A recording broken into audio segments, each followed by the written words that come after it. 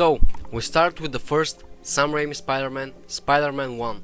And I personally think that this is maybe the best origin story of a Spider-Man that we have seen. So, it's not the best Spider-Man for sure, but it's a really nice movie because we've seen the best Green Goblin, the best one. Performance wise, it was unbelievable. Willem Dafoe and Tobey Maguire did a fantastic job. The movie at itself was nice as a story. It was fun.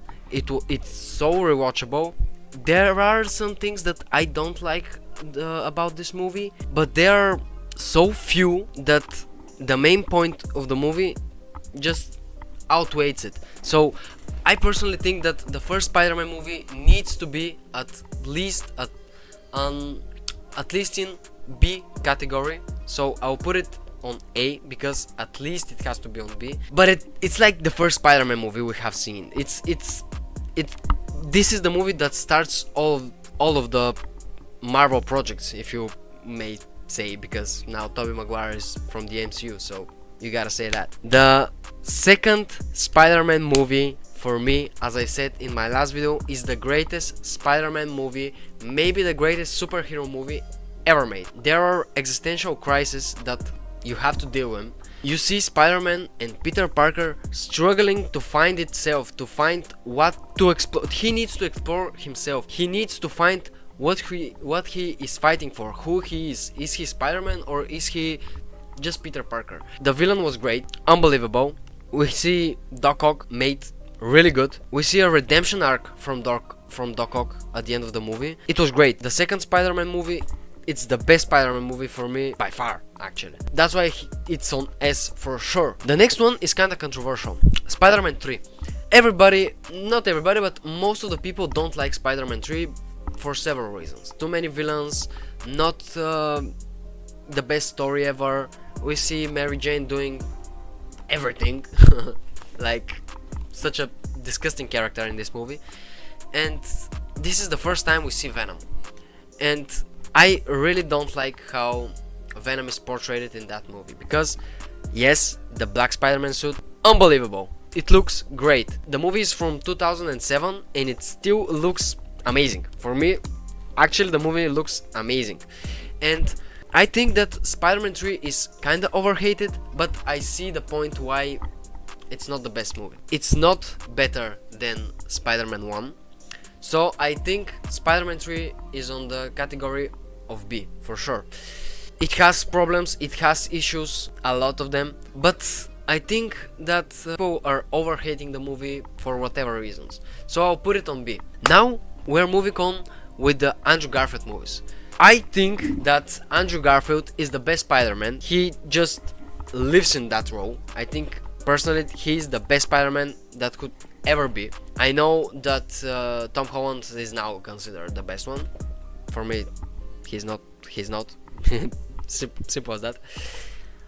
And the Amazing Spider-Man has an average origin story. It's not that significant and to feel it that deep like in Spider-Man 1. It's just that Peter Parker feels like it's like Spider-Man moves like a spider. If you've seen that clip, how he crawls onto the lizard and just webs him out, that's great. But at the same time, Peter Parker doesn't feel like Peter Parker, if you know what I mean. If you read the comics, Peter Parker is a loser. Nobody talks to him, nobody likes him. And then you put Andrew Garfield as Peter Parker. Tall, handsome guy. This is not Peter Parker. Everybody would love Andrew Garfield in real life, and they do. So The Amazing Spider-Man for me is at the same level as Spider-Man 3, for sure not at the level of Spider-Man 1. So that's why I'll put it on B, for sure below Spider-Man 3, because Spider-Man 3 has a special place in my heart. Now we go to the Amazing Spider-Man 2. Now, this is maybe the best looking Spider-Man for me. I don't know, maybe I'm biased, but I love the style of this movie. Everybody's hating how Electro looks and that he's blue, not yellow, and all that shit. I loved it. I actually loved it. But there are so many problems. The dialogue is awful. The acting is not on point. there are plot holes a lot, there are too many things happening, they're trying too much to like build up the Spider-Man 3.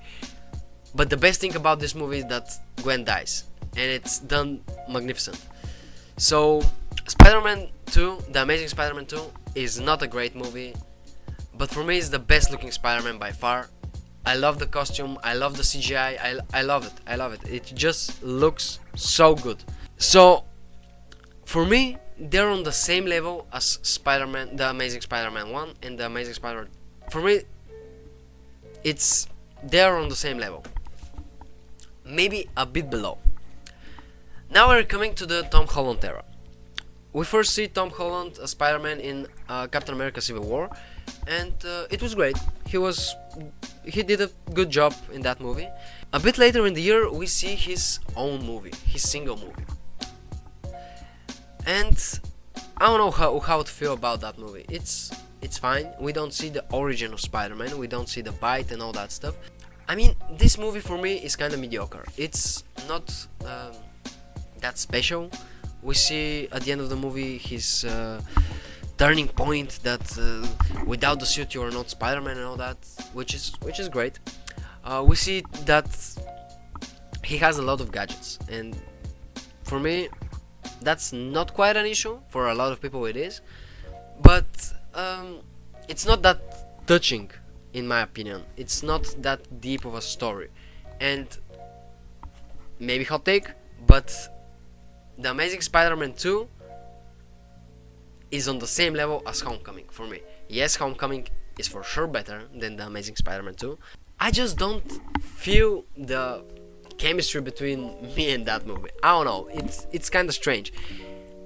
And now the crazy take I'm gonna say right now is that Far From Home is better than Homecoming. And just hear me out. I know that Mysterio is totally different, but I love Jake Gyllenhaal. He did a fantastic job in that movie. I love the story. I actually thought it was great. About the glasses that he just gave it to him, that's kind of disappointing. Yes, I get it. But with the elementals, the movie looked great. We see the best representation of Spider-Sense in that movie. That was great. You can't say otherwise. And I loved that Mysterio was using the drones to manipulate how he has powers. I love that. I love that part because it could be a reality in just a few years. You know, we could be manipulated by some rich guy to believe that he has some powers, but he actually doesn't. So I think the idea was great. Jake Gyllenhaal and Tom Holland did a great job. I loved it.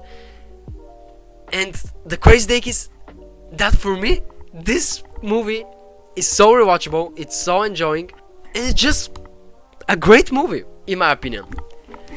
So yeah, I'm putting it right next to Spider-Man 1, Sam Raimi Spider-Man 1, just because maybe I'm biased, but I loved it. I actually adore that movie. Next thing is No Way Home, and that's just a fan service movie. I mean, it was great to see the three Spider-Mans on one screen, but let's be real, the story is not that great. Let's be real. The movie is good, but it's the worst Spider-Man movie, the worst looking Spider-Man movie because of the COVID. Everything is green screen, and you can see that. It's visible as fuck. But I mean, for sure, this movie is not on the level of Spider-Man 3, Amazing Spider-Man. It's way better. For sure, it's better than Spider-Man 1, but it's not S tier for me. I mean, because of the way the movie looks, the story isn't that great. There are a bit plot holes. There are things that are just happening so these Spider-Man appear, and you know, again, the movie was great. Amazing cinematic experience. Amazing. And yeah, but just it's not on S tier for me. It was great, it's rewatchable, but it's not on the same level as Spider-Man 2. It doesn't have the same depth as Spider-Man 2. The moment where Tobey Maguire stops Tom Holland from killing the Green Goblin, it's nice, but we don't see how Tobey Maguire interacts with the Green Goblin. I wanted to say that. We see how Andrew Garfield interacts with the Electro. We see that. It was great when he says there's a black Spider-Man somewhere. Amazing. We see Tobey Maguire interacting with Doc Ock, which were amazing. But I wanted to see how he interacts with Green Goblin, and we didn't see that. Kinda wasted opportunity. The movie was great. Actually great movie. Again, rewatchable, but it's not on S tier for me. We have the Venom films here. I'm not gonna rate them because I just want to rate the Spider-Man movies. We have the Spider-Man Into the Spider-Verse. Now that's an S tier movie, and I don't wanna hear anybody says that these movies are overrated because guys, you haven't seen them. And don't be with the mindset that this is animation, I don't want to see it. No, this movie was great. I watched it in the cinema. Amazing. The animation, unbelievable. This movie alone changed the animation style for a lot of movies, from maybe for everything, for forever. This movie changed the animation style forever. Amazing movie. Amazing voice acting. Amazing story. Amazing Spider-Man story. Unbelievable Spider-Man story. We see a lot of things that we haven't seen before. The fight were great. The dialogue was great. Everything about this movie is so perfect. The vibe of the movie, I loved it. I loved it. The soundtrack of the movie, I just love that movie. I adored it. Now we have Spider-Man Beyond the Spider-Verse. Another banger. Another fucking banger. Amazing movie. Again, for me, actually, the Into the Spider-Verse is better Beyond the Spider-Verse. That's my personal opinion because I loved the origin story of Miles Morales. I loved it. It was a great addition. The ending was, for some people, not good, that it needs a third part. I loved it. I loved it. But it kind of felt a bit rushed, in my opinion. A bit, maybe. I don't know. I haven't watched it since it came out, so yeah, I might need to watch it. But it was a great Spider-Man movie again, a great Spider-Man story. We see a lot of cameos of Spider-Man. It was nice. It was amazing cinematic experience again. It was great. And now, if you haven't seen my video of Brand New Day, I really don't know where to put Brand New Day, because Brand New Day was amazing, but for me it has its issue. It's not the perfect Spider-Man movie. It's not that great. Everyone is claiming that it's the best Spider-Man movie ever. It's not. It's not. For me, it's not. Spider-Man 2 clears it. Across the Spider-Man clears it. Beyond the clears it. And I'm not sure, because yes, for sure it's better than Far From Home, No Way Home, and Spider-Man 1, for sure. But I'm not sure it is an S tier Spider-Man movie. The point I'm gonna give, because why this is maybe a Spider-Man movie, S tier Spider-Man movie, is because of the Punisher. The Punisher was great, but then you have the Hulk. We see maybe the strongest version of the Hulk in MCU ever, and he can just crack Spider-Man right out open. You know, he can demolish him.